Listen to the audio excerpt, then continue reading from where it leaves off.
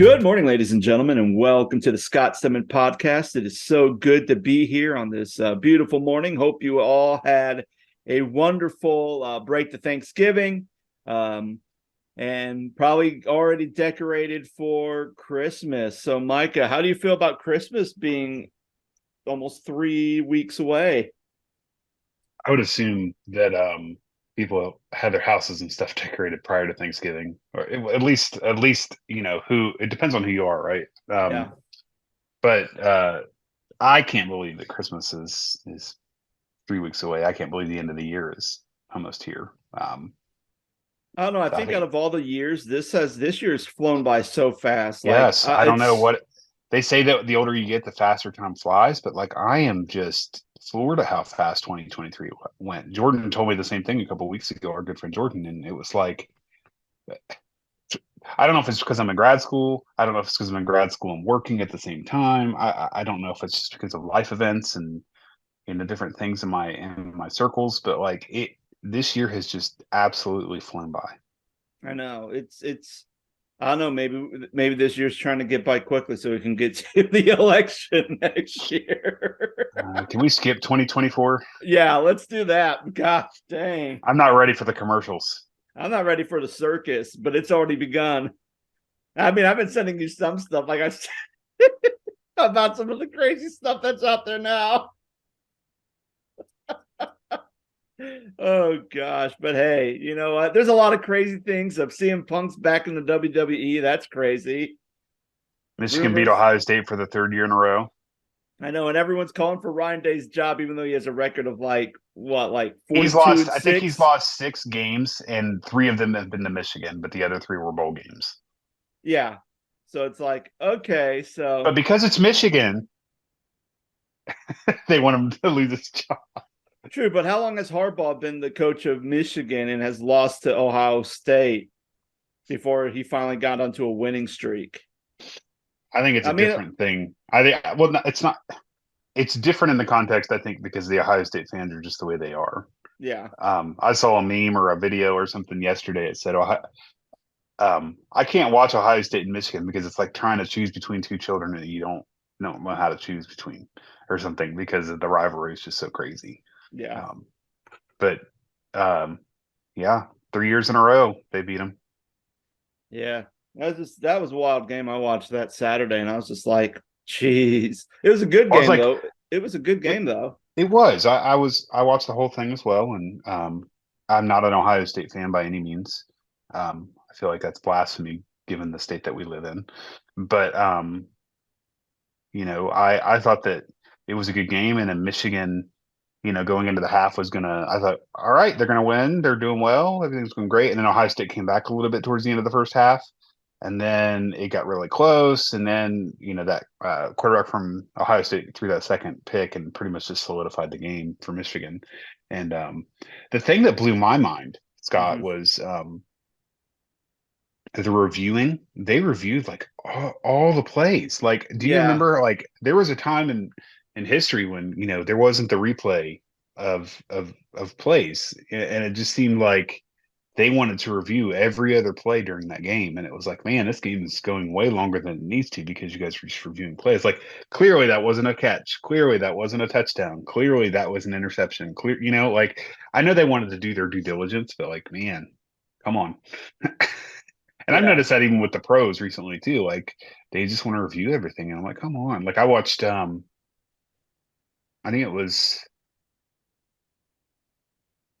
Pittsburgh and Cincinnati yesterday, Mm-hmm. and they wanted to review everything in that game. I'm like, come on, guys. Like let's just play the game.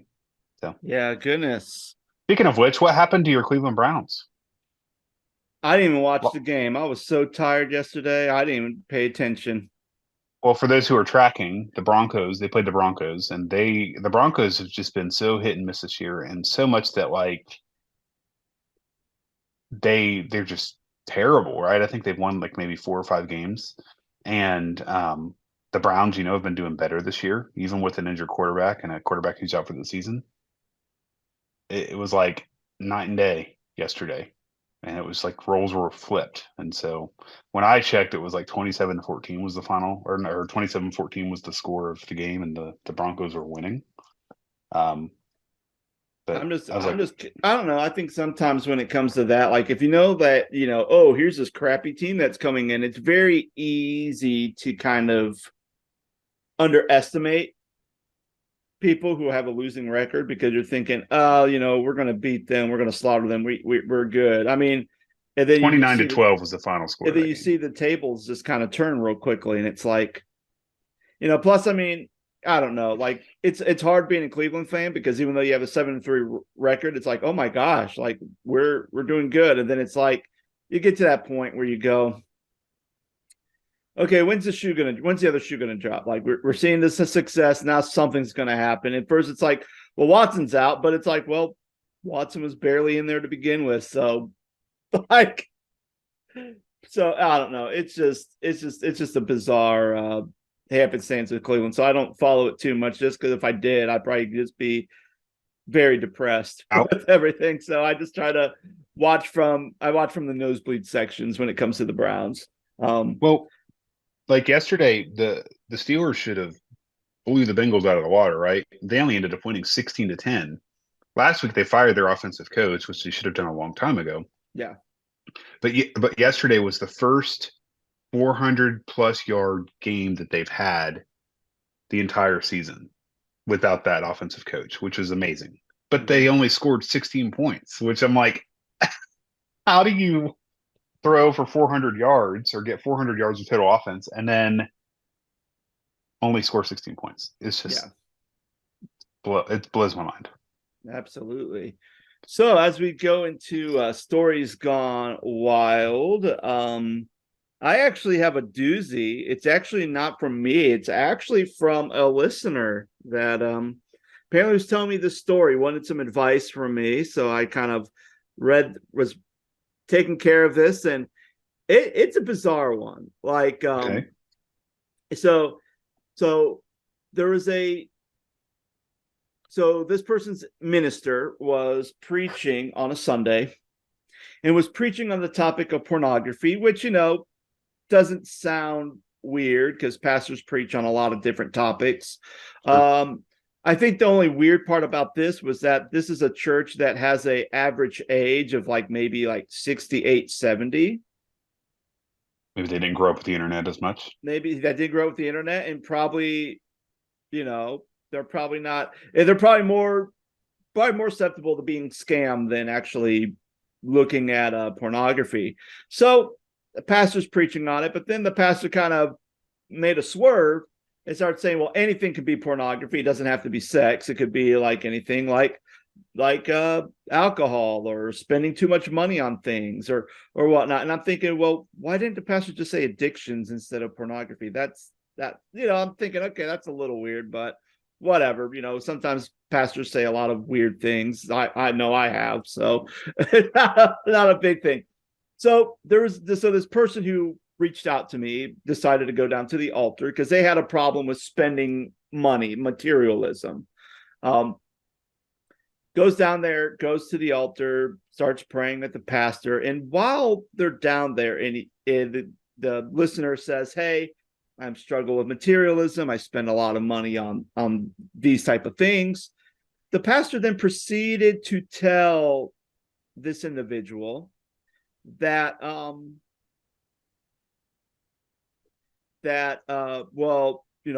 people in the church don't like you because they don't like the stuff that you're putting on your Facebook page. Which has nothing to do with materialism. Which had nothing to do with materialism. It had maybe, I don't know.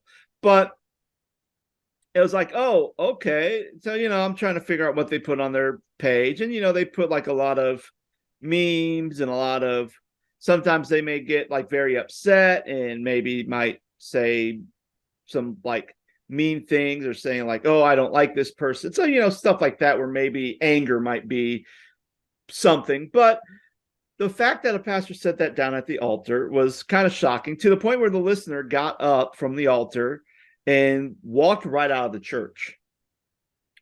And walked right out of the church, was done, basically said, I'm looking at going to a different church, or should I stay at this church, asking me for stuff. I'm like, okay. Well, then apparently get another email saying that he has now a meeting with the pastor and the elder board at this church that he stormed out of. I'm like, okay.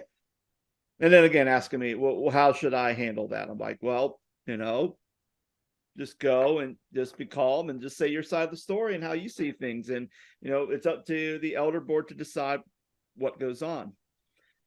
So apparently goes up there, has that meeting, says everything. As he's talking about what happened down at the altar, the pastor calls him a liar. And with that being said, the guy's cool, the listener's cool, very listening, everything else.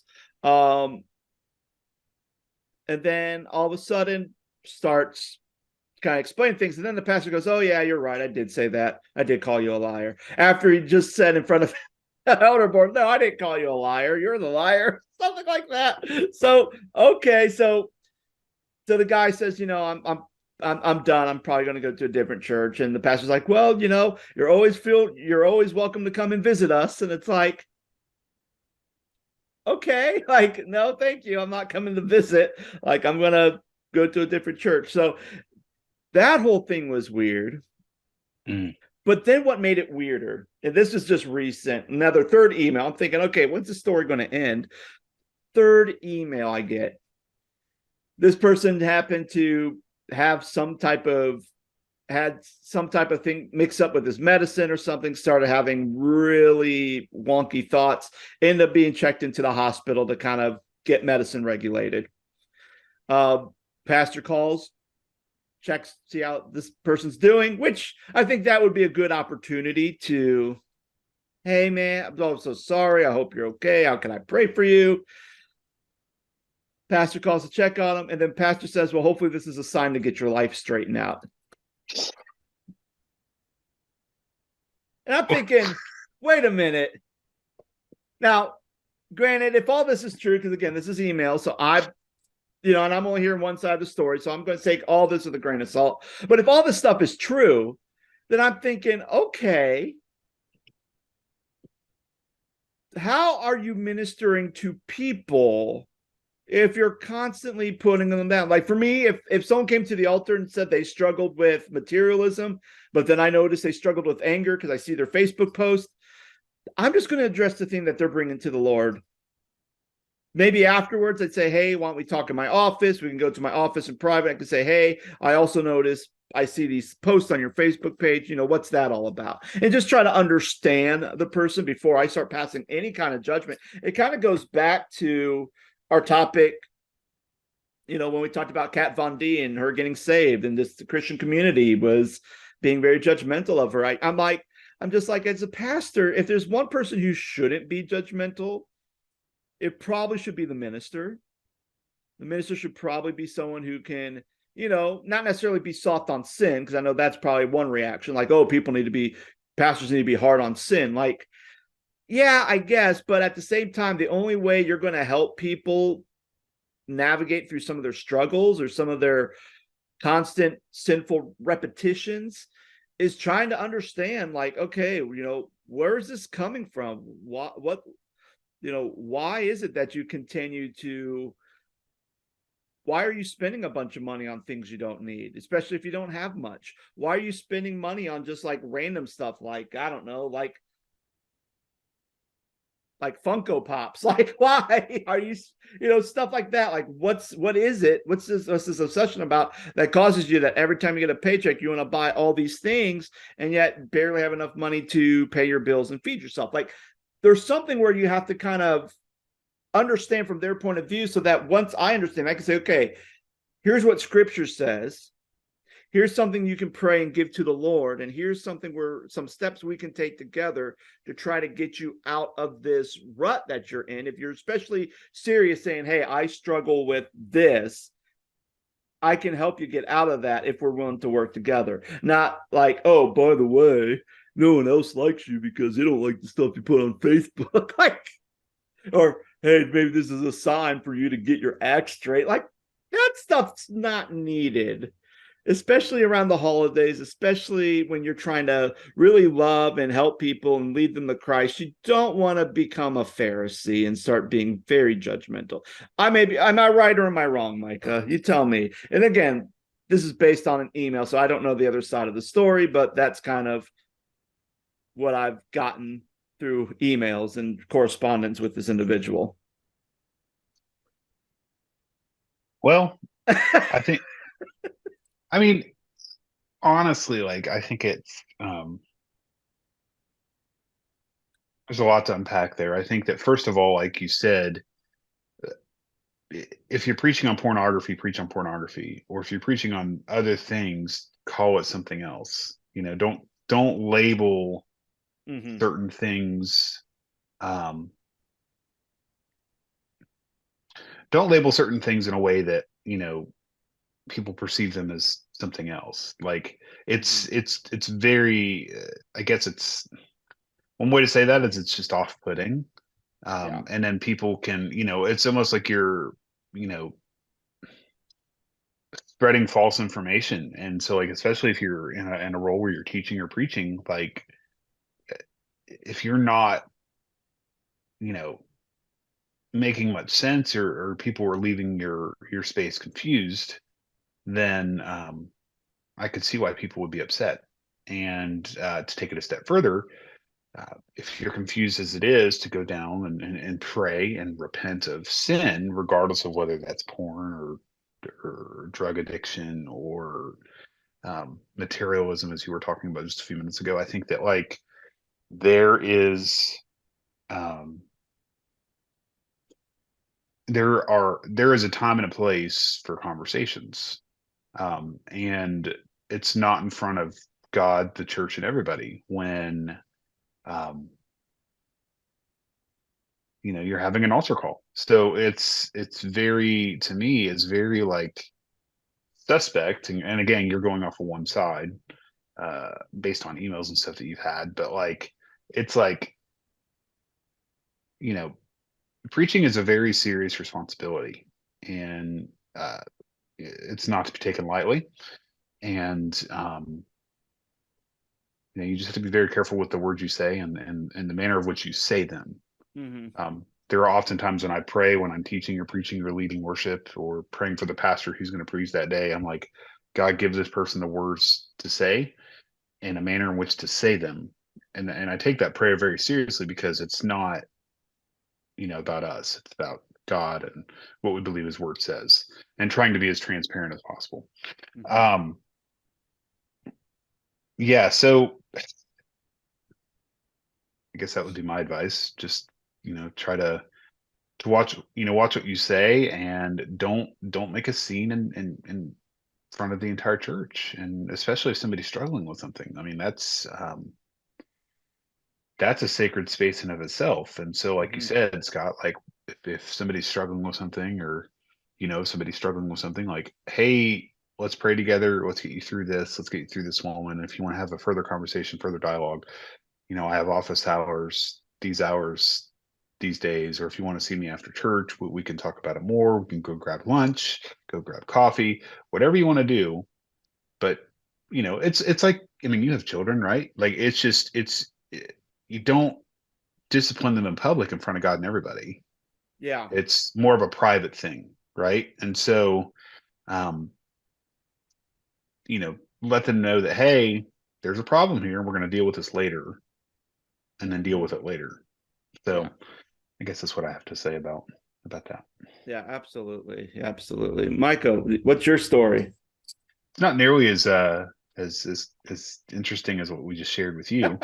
Um, but so recently, our good friend Jordan Halstead is pastoring. He's a youth pastor out in Oklahoma City, and his dad, who led me to the Lord, is Jeremy. And Jeremy and his wife Rhonda just made a transition from Kentucky to Kansas, right? And Mm-hmm. so he was the lead pastor at a church in Kentucky, and now he's in Kansas. And they're from Kansas and from that area. And so I think it was Saturday night. I'm scrolling through Facebook and scrolling through social, and I see Jeremy. post something about church being canceled because of a snowstorm. Yeah, I saw And that. I'm thinking, it's November. They're in the Midwest.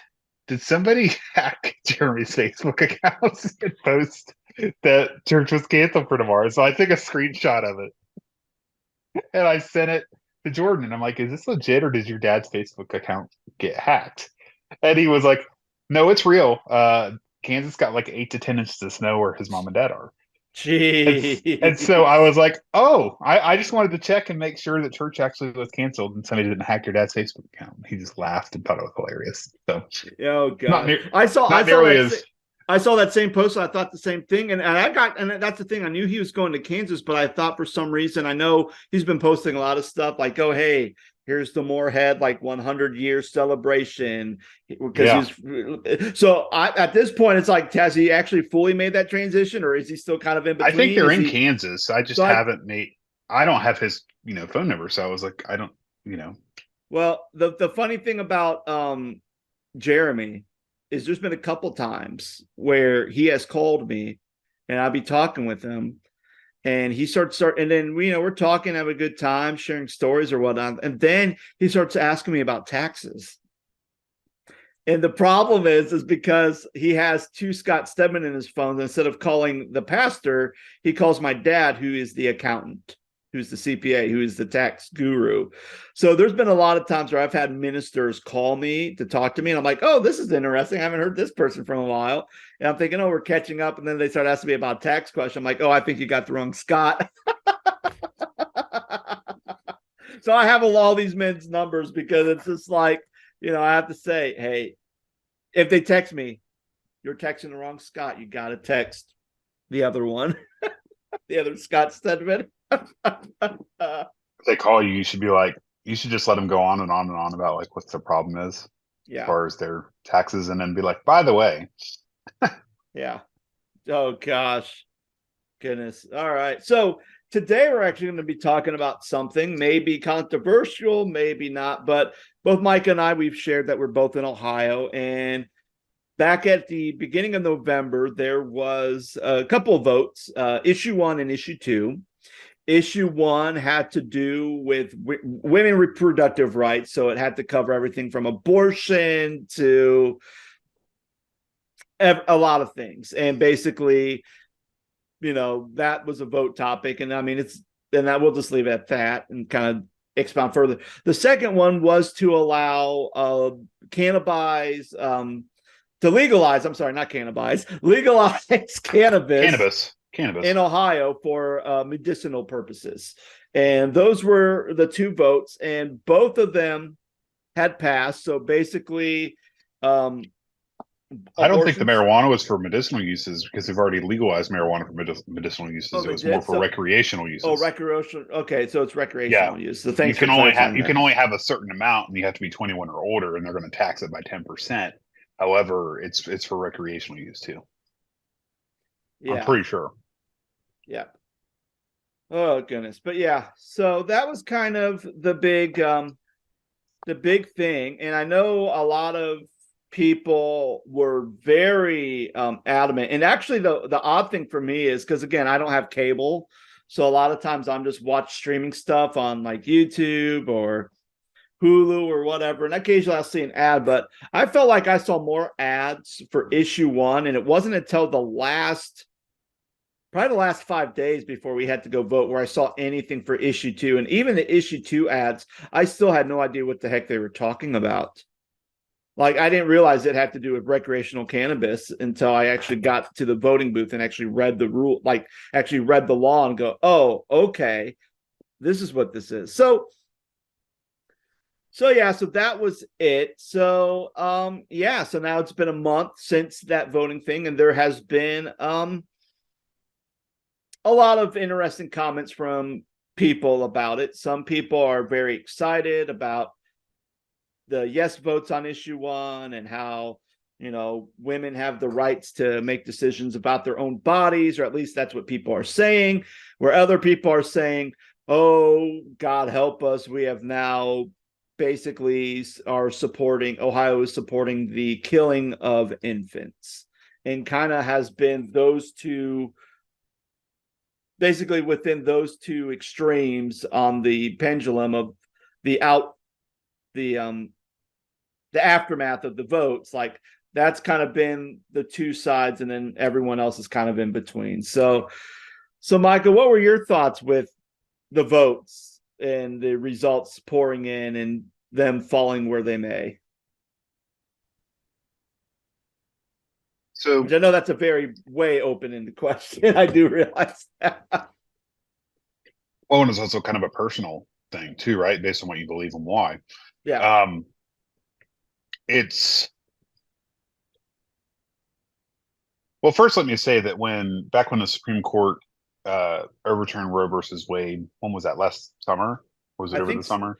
either last summer or maybe 2 summers ago, but I remember it was recent.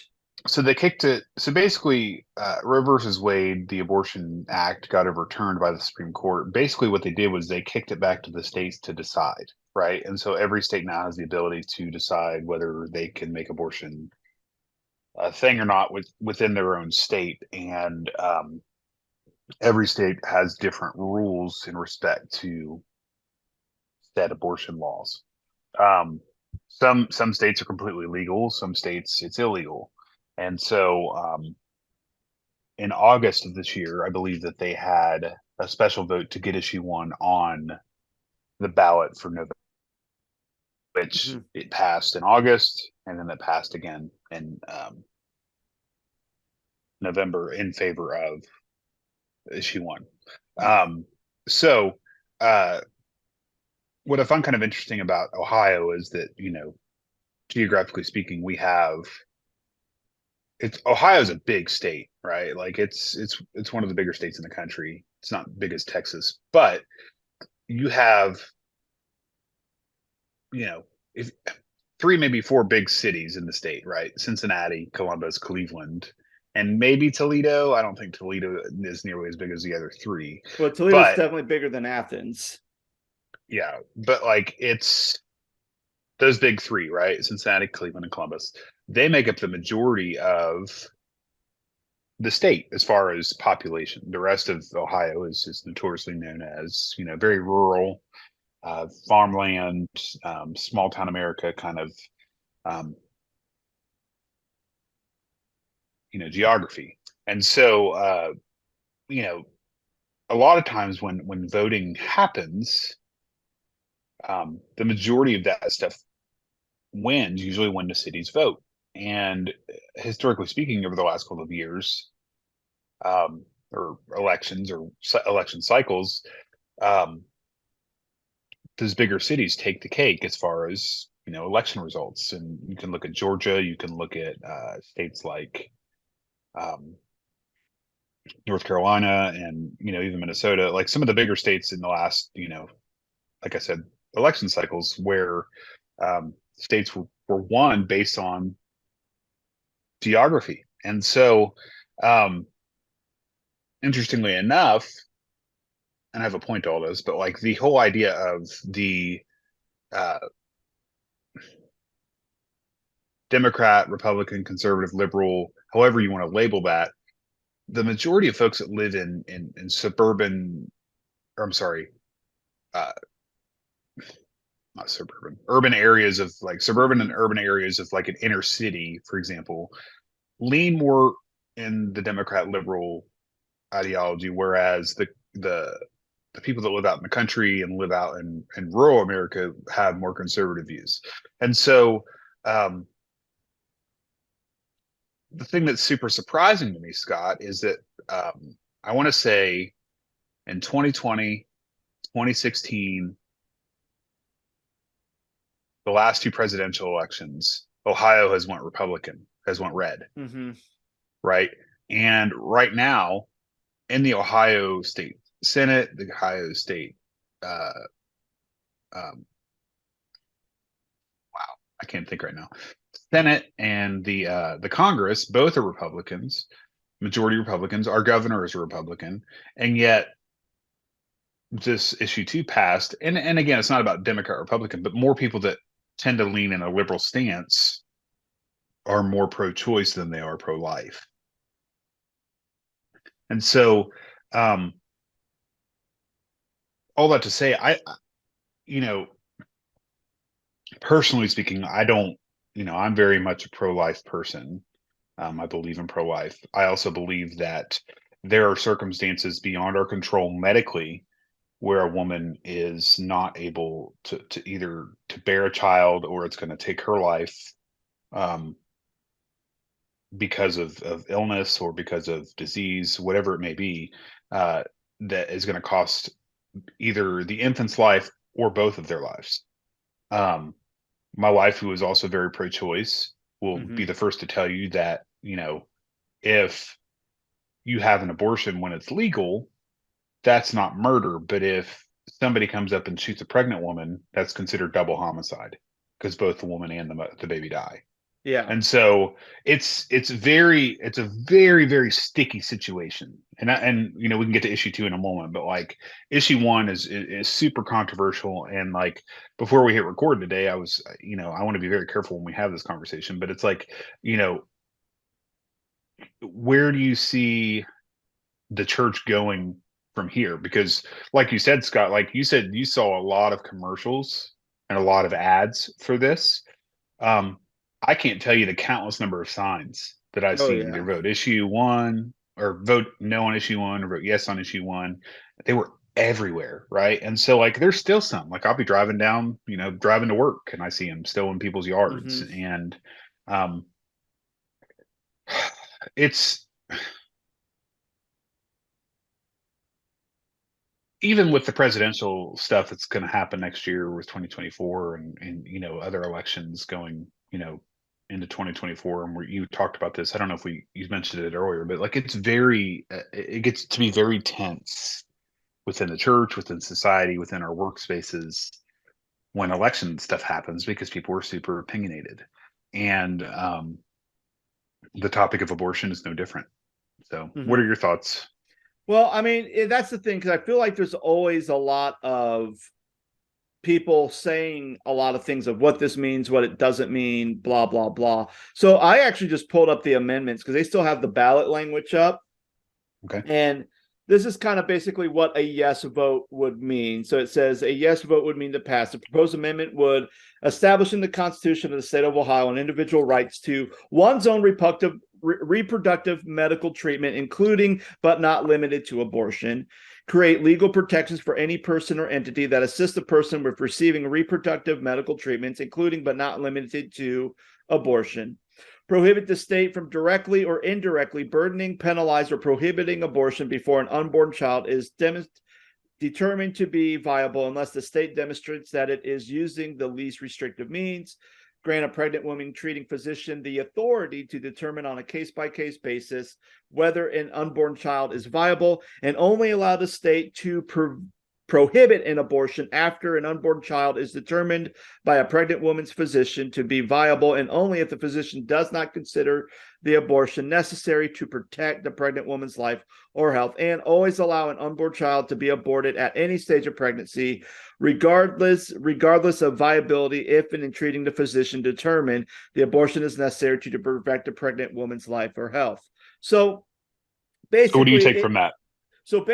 what I think that means is two things. First of all, it's not because, again, if you voted against or if you voted no for issue 1, that basically means that the government puts restrictions on there, which means now, as a woman, you have no, especially on the terms of abortion, that you have no say in your own reproductive health when it comes to giving birth to a baby. So, for an example, that means that um, if, for an example, let's say if I'm a doctor and a woman comes in and let's say there's complications, and me using my medical expertise and everything else, if I say, okay, it's going to get to the point where if this baby is not aborted, this woman's going to die. Like Yeah. I've, okay. Which is what I So said earlier. Yeah. yeah, absolutely. So by that, on that effort, even if I think this is viable, if someone voted no on that, then basically it's basically saying, okay, I can't abort this baby because now I have these government restrictions on me. Um, and that's kind of where it gets a little dicey. Plus, not only that, because even though we're focusing on abortion, it's also focusing on reproductive freedom. Because even if you look at the language, especially the first one, established in the Constitution of the state of Ohio, an individual's right to own one's reproductive medical treatment, including but not limited to abortion. Well, reproductive treatment, that doesn't necessarily mean abortion. That could mean gender reassignment. So that means I also have the right, like if I feel like I'm a woman or if I'm trans, that means that if I want to have a sex change and start having women body parts instead of male body parts, that's my decision to make. And I can go on and make that decision for myself instead of having any restrictions from the government saying, well, no, you have to do this evaluations. You have to go through all these hoops and things before we could say, okay, yes, you can now do that. So I think that's where it gets a little tricky because on one hand, we hope that people can make their own choices on their reproductive rights. There's and all that stuff. So whether it's birth, whether it's gender reassignment, we believe that those who are making decisions and those who are doctors who are trained to do this, that they are making the best choices for their clients versus a no saying, well, wait a minute, children's lives are very important and there should be no reason why abortion should happen. So we're going to have this law to kind of protect children. And basically their big thing on the no side is, well, what if a kid has Down syndrome? And someone says, okay, well, your children's going to have Down syndrome. And they can tell that, through different testing before the baby's born. Okay. Or your child's going to have some type of medical ailment, like a permanent medical ailment that's going to require a lot of care, a lot of help. And maybe, I hate to say it, but it's also going to cost a lot of money to care for this child with its needs. Then that's going to protect their rights because then a parent might say like, oh, well, I don't want a Down syndrome baby. So let's just go ahead and have the abortion. The people who are voting no are saying, well, wait a minute, that's a valuable life too. And just because they may have a disability, they should still be granted to have life. And I think that's why they're saying, okay, well, we need to make sure the government comes in and says, hey, we're going to put some guardrails in here and saying, hey, if you're going to have an abortion, here's basically the rules to have an abortion. It can't be late-term abortions. It can't be this. You can't just abort any child just because you don't want it or because it has some type of disability. We want to make sure that is all taken care of. And I think that's where it gets a little dicey because, and I think the big thing is, okay, well, like you said, governments change. Right now, government's pretty much Ohio's a red state. Most of everyone in the Ohio government is Republican. What if that swishes and now it's everyone's Democrat? Yeah. Then those rules are going to keep changing. And I think kind of where I have like a little bit of a concern is, okay, if this law passed during when everything was controlled by Democrats and say, okay, here's the rules to having an abortion or reproductive rights. Here's the rules. And these are the established rules. So for 4 years, I have these established rules. And then the next election, it's all now Republicans.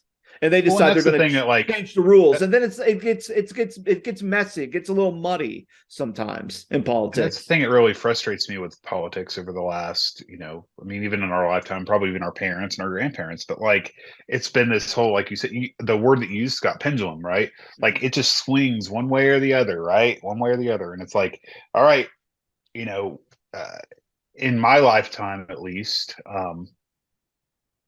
for my earliest recollection, Bill Clinton was president for 8 years in the 90s.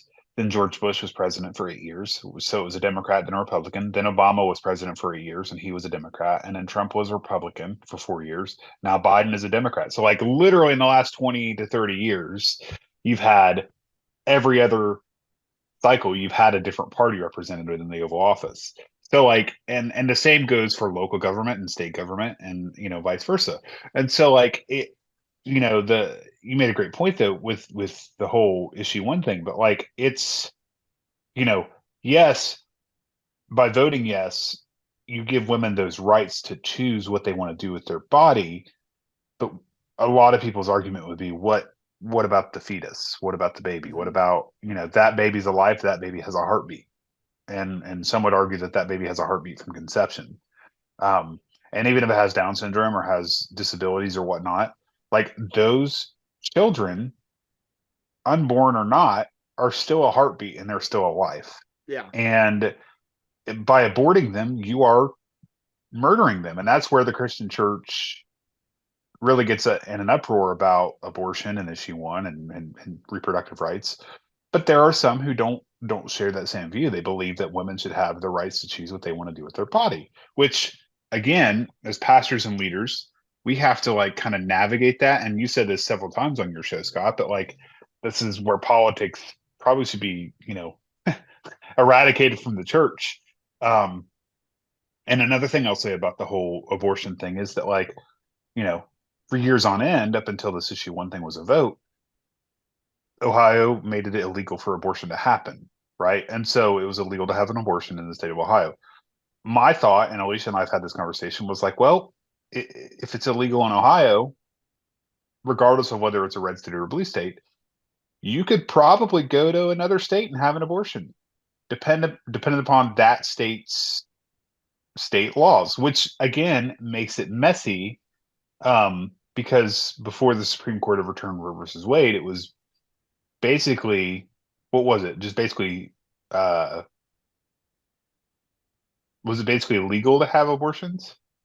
Uh, I Or I don't. That's where I don't understand it because it's like there were still state laws, like I don't know if it's Colorado or whatnot, but like you could have abortions in the state of I just threw Colorado out there, but just you could have an abortion based on that state law, but now say that the Supreme Court, threw it back to the states, it leaves it up to every single state to determine whether or not abortion is legal yeah, or I not. think I think it goes back, and again, it's been a long time since I've studied Roe versus Wade, so I don't remember the whole when it first got passed in the law and everything else. But Like in the it, '70s, I think. yeah, so it's one of those things where I think that now it's like, well, the federal government shouldn't have control over all the states on what they do. It should be a state thing based on the states, which I guess you fall into the same problem. Like you said, even on the It's just this federal thing, vicious cycle. we've had a cycle, and then of course maybe in the states you have more of a. And I think the idea is well in the states, like again, like Texas for an example, very rarely are you going to have Democrats have control in Texas. Like Texas has been a red state since as far as I can remember, right? Yeah. So so I think with that being said, it's more of probably well, we're going to push it back to the federal governments because at least that will be more consistent for any type of government control. It's going to be very consistent because it's not going to go through the ringer. And I Well, think the that's thing a that well, the thing that really frustrates me is that like I'm sorry to interrupt you, but the thing that yeah. frustrates me is that like it's like you said, this whole pendulum thing. So like let's say 4 years of this with one president or one set of government, and then in 4 years we get tired of that government, so we elect the opposite party, and they do something completely different, and so they undo things that the previous establishment have done. And so like it's just like you said, this vicious cycle, and it's like okay, all right, abortion's going to be legal for 4 years. Just kidding. In 4 more years, we're going to undo that, and then we're going to make it illegal. Yeah.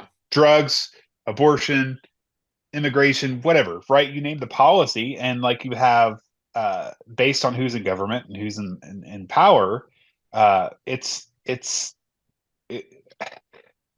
the older I get, Scott, the more frustrated I get with our government and how corrupt it is and how deep state and not to quote Donald Trump, but the swamp, right, is a real Mhm. thing, right? There's lobbyists, there's people that make money, regardless of Republican or Democrat, Senate, Congress, President, whatever it may be. There's some deep pockets in the realm of government in our country. And it's very frustrating and it's very disheartening because our country wasn't founded on that. Our country was founded on democracy and having a conversation with one another on every topic. It wasn't just one side or the other. And this person, when they have control, it's going to be their way. And when this person has control, it's going to be their way. That's the thing that really frustrates me the most is that like people have gotten so opinionated one way or another that they refuse to have a conversation and refuse to be what our country was founded on, which was democracy. And the conversations that need to be had are not being had because you're so opinionated one way or another. Like you and I right now are having a conversation. I have Yeah. friends at work who are very liberal and very blue and very passionate about their beliefs, but we can have conversations. And they know that I'm a pastor and they know that I'm a leader in churches and that I've worked in churches and that I probably have very different viewpoints and stances than they do. In Hmm. fact, I went to work. This was after the vote in August happened, but I walked into my office one day and my supervisor, my boss, was like, she knows about my, you know, some of my beliefs. And she was like, I'm sorry to hear, but, I'm sorry. And she's like, I'm like, why are you sorry? She's like, because issue one passed or issue one's going to be on the ballot in November. And I'm like, well, that's fine. I'm very open to having that conversation, that dialogue. But here's why this, you know, is upsetting me because it just feels like it's a vicious cycle. It's always one way or the other. And Trump was vastly different from Obama. Obama was vastly different from Bush. Bush was vastly different from Clinton. And it's just the way that our country is set up. And Yeah. regardless of the issue, it just seems too that like there's I like the word you use, pendulum, right? Like it just seems so much that regardless of who's in power, it's so much one way or the other, right? Whether it's this conversation of abortion, whether it's a conversation of immigration, whether it's a conversation of legalization of drugs, um, whatever, right? Like it just seems that like nobody's having conversations in the middle. It's like, nope, I'm going to be hardcore pro choice or I'm going to be hardcore pro life or I'm going to be, you know, and then you throw the church into the mix, right? And the church is its own, right? As well as I do, it's its own little playground of people that have their opinions. And, I really want to get into that conversation as we, Hmm. we kind of transition into the second issue. But what do Yeah. you have any other thoughts about issue one? No, I'll just leave it at that because then I mean, literally, my big thing is it goes back to the pendulum. Like, and I think that's kind of more of the culture today is do I really trust the government having access and control over what a woman does with her body or what somebody does with their sex realignment or whatever the case may be? Like, I think that's the big thing. Do I really trust the government? And I think that's kind of the big thing where a lot of people are saying, in this climate, I don't trust the government to make any decision on my behalf. I think I can make my own decision, or my doctor or someone can make their own decision about what's going to be best for me and my future children. So I So think that's kind of the big thing. I think why people, well, I think a lot of, because it wasn't like a very close race at all. I think it was pretty. I think I can't remember the name of the vote, but I felt like that one was pretty substantial by the amount of yeses compared to nos. It wasn't a close race at all. I think maybe that was kind of mainly the main reason is like people just don't trust the government. so as we before we transition to issue two, Mhm. um, what in the state of Ohio, um, what do you think the church's response should be and will be moving forward now that this issue one has passed? Well, oh my gosh. Well, I I think know that's that's a it's loaded question. that's a tricky question. Here's why I say it's a tricky question because like I said, like I'm a very big component of getting politics out of the church because I feel like it corrupts everything. Sure. My opinion. Um, I think if you were to remove politics from the church and and this vote had passed and issue one voted yes, how do we handle this? And I think the best thing to do is it goes back to everything else. If you know people who are pregnant within your church, or you have church people who know people in their workplaces that are pregnant, and let's say there's complications or there's some testing that said that this child's going to have a disability and it's going to have a very difficult life for the rest of their life, and you have the freedom to make a decision on whether to keep that child. I think at that way, when you have that moment, I think it's the church's responsibility to educate, to really talk about, It's you also their know, responsibility to rally around and support that person based on their decision through prayer and through support. I think what other way you vote on it. That's why I'm trying to be very neutral with what I Sure. say, because if you come from a church that, they're very progressive and they're for women having a choice for their rights, and they would be like, abortion is okay in certain situations, where I think some of your more conservative churches would be like, absolutely not. There is no way under any circumstances abortion should ever happen. Um, Yeah. I think at the end thing, it's about those people in your church, or discipling those people in your church to go and walk beside them, to love them, to educate them, and to really, again, have that conversation. And I think that's a big thing too. And I think that's kind of the one thing that I think a lot of people have criticism is that, not only the government, but I think the church too, is the church rule, especially for some of the conservative churches. It's, hey, you have to have this baby, you have to have this baby, abortion sinful. And they push that. And then this person goes and they have their baby, and now they're struggling because they are now barely have enough money to keep themselves afloat. Now they have to provide care for a child. Maybe they don't have a family they could live with or to do anything, and they have to pay hundreds of dollars in child care while trying to work, while trying to pay the bills, while trying to keep their apartment up. So there's a lot of big of a financial thing. And, the church could easily say, hey, we can provide you with food. We can help with rent assistance. We can get you diapers, because diapers are expensive. There's certain things that the churches can do after the baby is born to show care and support to the mother. And it's almost like once the baby's born,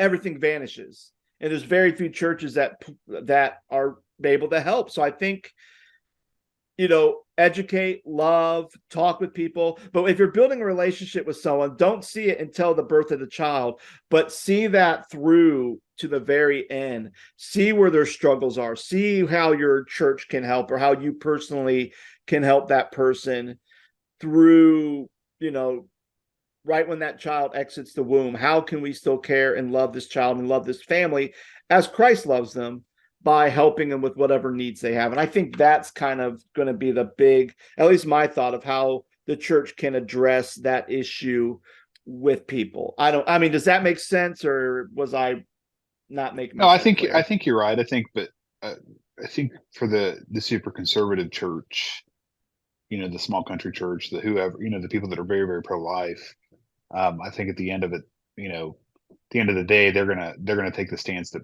abortion is murder, regardless of whether they have Down syndrome or Mm-hmm. special needs or disabilities or what have you.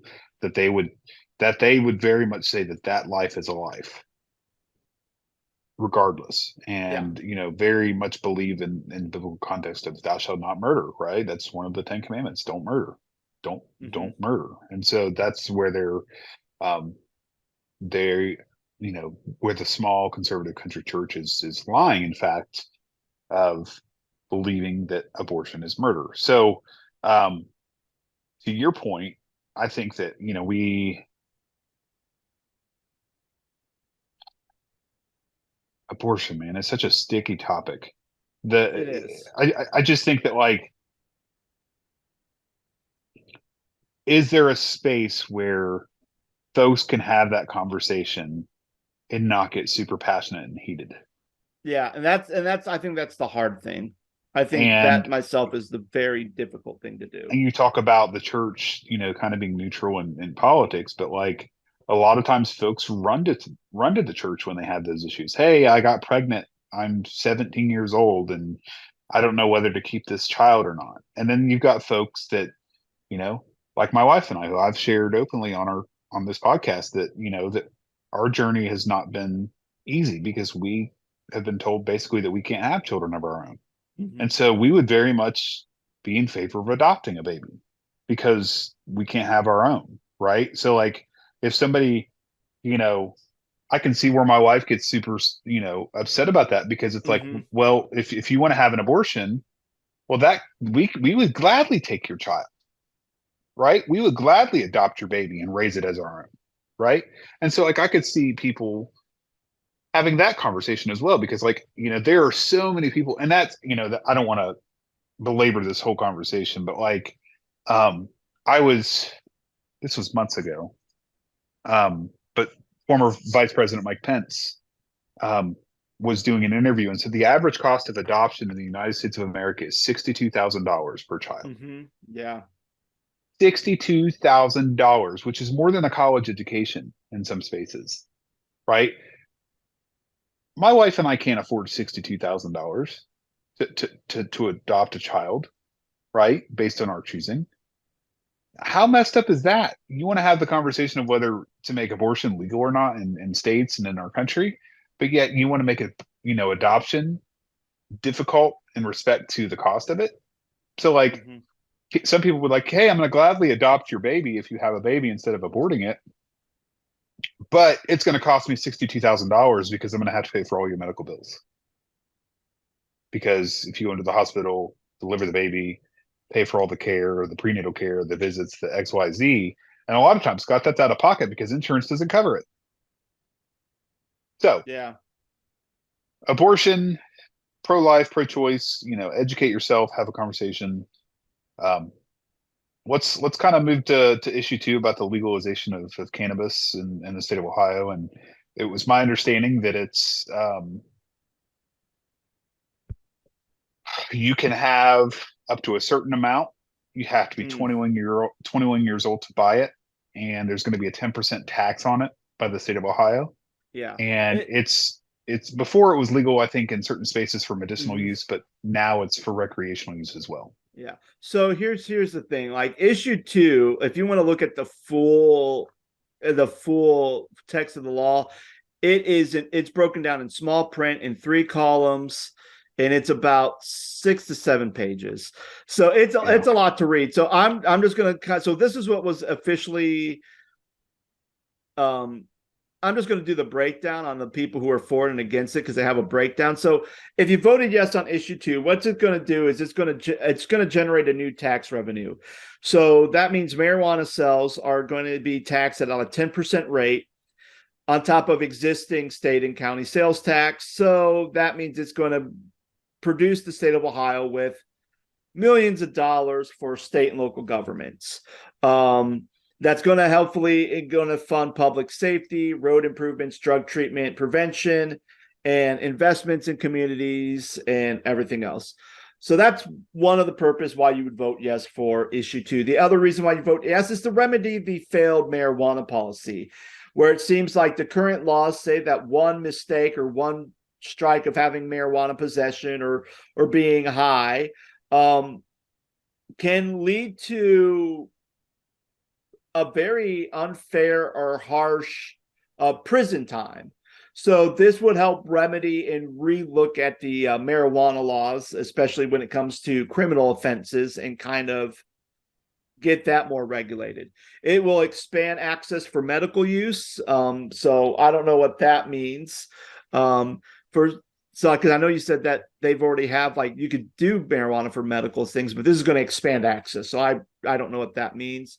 You must be 21 to buy or consume, just like alcohol.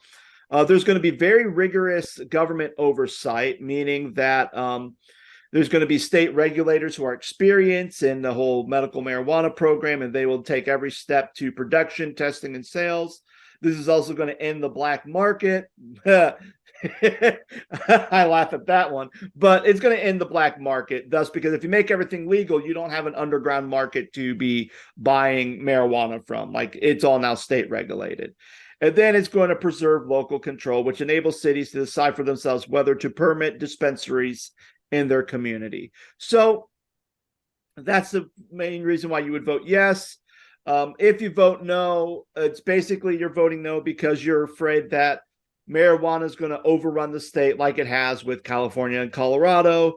Um, they're concerned about mind forming drugs, especially like marijuana laced in gummy bears and cookies, like things that kids can get access to. Like that's the main That's no different than concern. cigarettes, though. I mean, True. I mean, if you have a parents that smoke, it's like, well, if the yeah. cigarettes are just laying on the dining room table and a kid just grabs one of them. Yeah, that I mean the same thing. Like I remember grabbing a beer from the fridge because I thought it was a soda when I was a kid. I drank it and I took one sip. I'm like, oh, this isn't soda. But the other thing is that there's some people who vote no because they believe that marijuana is a gateway drug and that it can provide to a lot of psychiatric disorders that can help increase things like schizophrenia, suicidal ideation, anxiety, depression.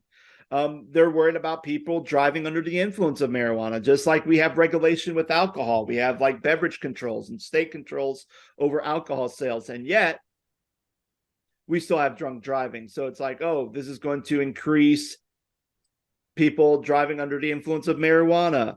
They're worried that people will be high when they go into work, which means that they'll have more injuries and that there'll be more employer liability. The homegrown thing, because you can like grow marijuana in your home, and they're afraid that that's going to lead to marijuana being laced with dangerous substance for sale. And then and basically it undermines and threatens the existence of our medical marijuana or current medical marijuana program that's already in place. So that's some of the reasons why people would vote no for issue two. Um, so that's it. Then again, you can, if you want to go to the Ohio's website, you can look at the almost a 7-8 page document where it's like spaced out in detail of everything a yes vote would do and all the precautions and the safety and all the guardrails that they put up because it's very lengthy and it's in very small print. So Micah, what are your thoughts on this?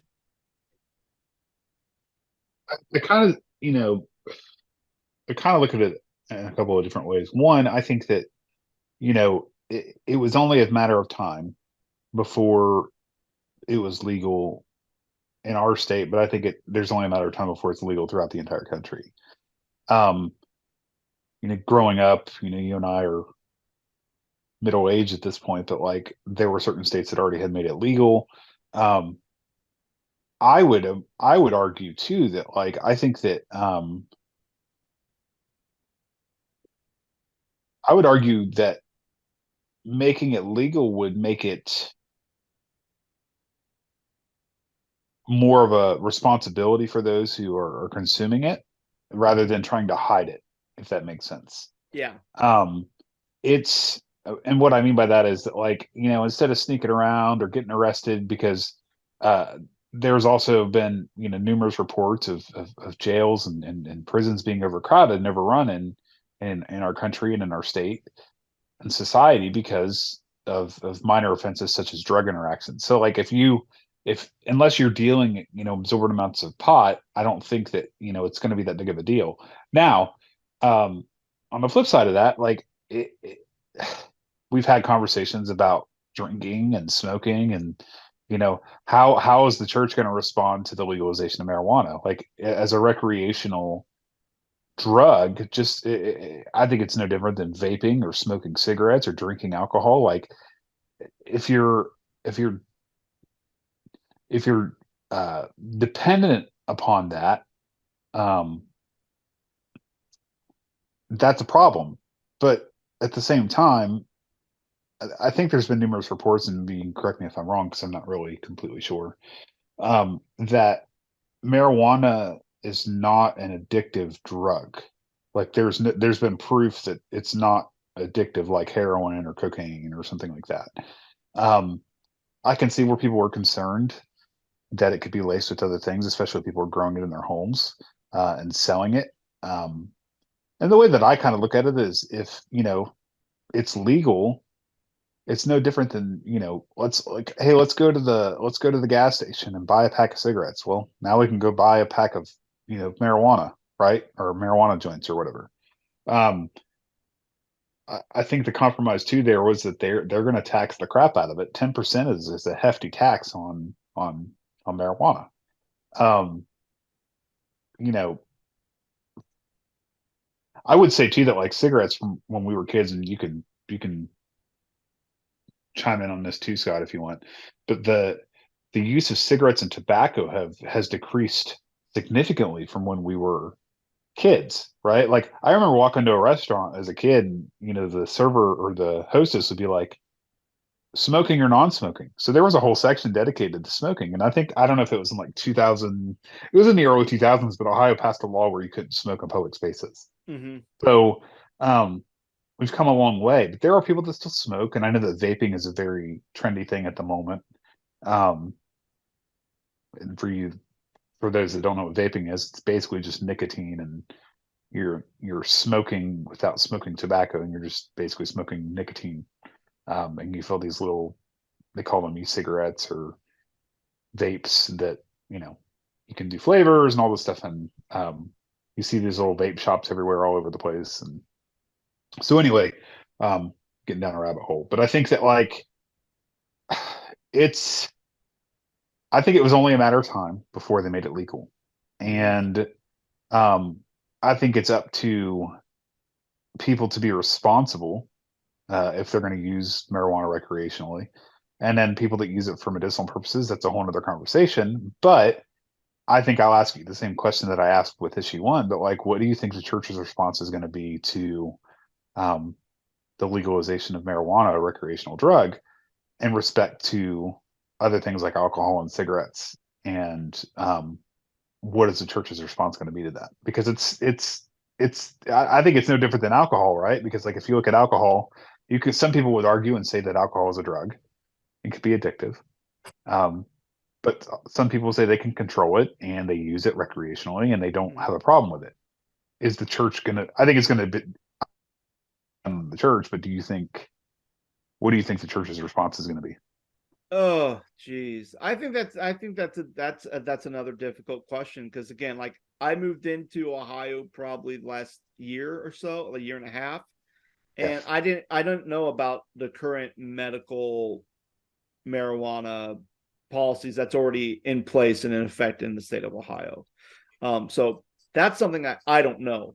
So opening up, opening it up, so now it's not medical, but it's recreational, which means it's just seen as people having a beer, people smoking cigarettes, or people vaping. That, or I mean, even that people gambling. I mean, sports betting is now legal. I saw at the beginning of the year, I saw so many ads for sports betting. Like it's ridiculous. So, and how much that could lead to a bunch of issues. And I think that's kind of the hard thing to say. Like for me, I'm someone who never did drugs, and never had drugs and never had any desire to do drugs whatsoever. So I think I might be like the 1% of people who actually graduated a dare program in their public school and actually never did drugs. So, but I think that, but I think about people like I know a pastor in the state of Ohio who has had a lot of medical issues to the point where was on pharmaceutical drugs, and even though it helped with the issues he had, very tired, very weak, could barely hang out with his kids, was just always laying on the couch all the time. Finally started doing some research, started looking at like whole natural things, like natural vitamins, natural things to kind of help him. And it helped with a lot of his like blood counts and everything else. But it was the pain thing that they couldn't deal with. He was still in pain, even though all his numbers looked good. He still had to struggle with pain. Where in this case, marijuana, just a little bit of marijuana would kind of help alleviate a lot of that pain without the side effects of like an oxycodone or any type of painkiller. And for him, it works, and he's able to live a good quality life without being in pain, without being just medically dosed up by pharmaceutical drugs. So I don't know. And again, I think the big thing for me is I don't necessarily understand how that's going to give access to more people for medically That's one part of the proposal that still perplexes me about this. It's like, okay, if you already have something about medical marijuana being in place, why does having another vote to make it more recreation going to give access to more people to have medical, unless they feel like that their insurance says no, you can't have it, we're not going to pay for it, so they can just go to, I don't know, like the local gas station and buy some gummy weeds and have those, and then they can kind of do that themselves without getting their insurance involved. Like I really don't understand. But yeah, with the church addressing it, it's the same thing with anything else. How does the church address alcoholism? How did the church address the sports betting and gambling? And I think the problem with when we open something up is you're always going to have people who are going to do it responsibly. And then you're going to go have people who are not going to do it responsibly, which is why we have things like Alcoholic Anonymous, Narcotics Anonymous, Gamblers Anonymous, Sexaholics Anonymous. We have all these groups because there's people who got into drugs or got into alcohol and it became a problem for them, or got into gambling and it became a problem for them. So, as far as the church addressing it, you have to kind of address it as, okay, is this, I think I go back to the body, is this thing going to help you? Is it going to help you physically? Is it going to help you mentally? Is it going to help you spiritually? And if you can say, well, no, this is actually causing me a problem, if me doing recreational drugs or growing marijuana in my backyard is causing issues or causing strain between relationships I have or my health or anything else, then you're going to have to say, okay, well, then you need to stop. Like, you can't go down this road anymore because it's going to destroy you. Yeah, I mean, I hate to say the cliche term, but the phrase "everything in moderation" kind of comes to mind, right? When thinking about this, I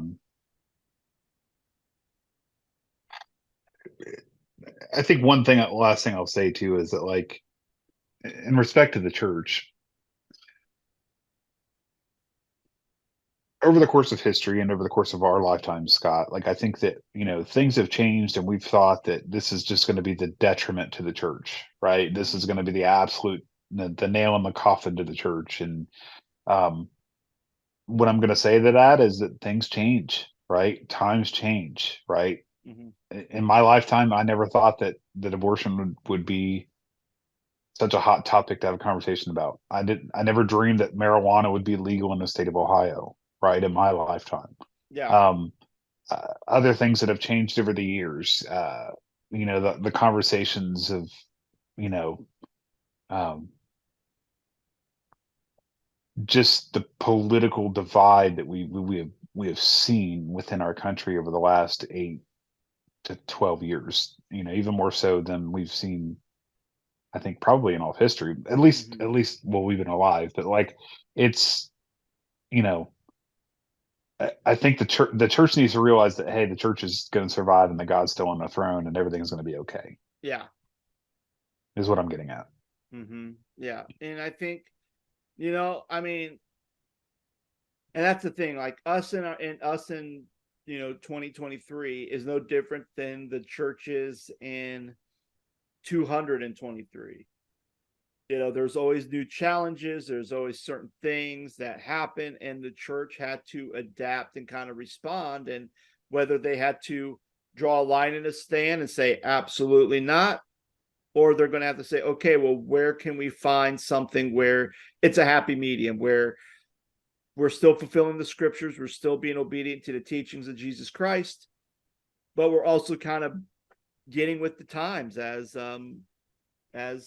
the world keeps rotating and the times keep a changing. Like, we're still kind of trying to be faithful to the Lord, but still trying to reach a new generation of people who need to know Jesus or who are struggling with And new things, and how do challenges. new challenges, and how do we help assist people with these new challenges that come up. And I think that's just kind of part of the job of being church leaders, is that you're always going to have to think about, okay, how can we help people who, okay, recreational marijuana. It's now legal here in Ohio. You know, we could preach sermons on it, we could do things, but if people are struggling with it, whether they're within our own congregation or people in our community, how do we as a church help them?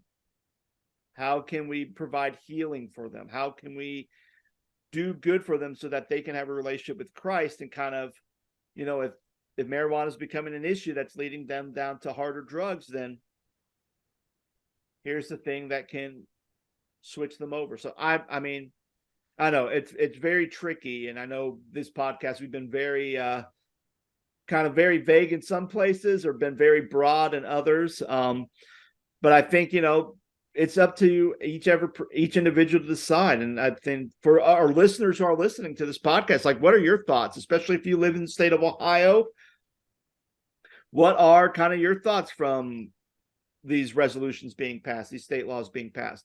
If you don't live in the state of Ohio, do you have something similar, and how has that gone for you? I mean, if you're in California and Colorado, how has the legalization of marijuana within your state, how has it changed the dynamics? How has it changed the culture? Has it changed it for good? Has it changed it for bad? You know, we would like to know, and you can just go ahead and comment on where you're listening to this podcast from. You can go to thescottstedman.com and send us an email. Or you could comment on our Facebook page, YouTube page, everywhere else. So that way we can continue to have this dialogue and kind of see where people are on this issue. So friends, thank you so much for listening. We hope you have a wonderful day, and we'll be back on with a new episode. Take care.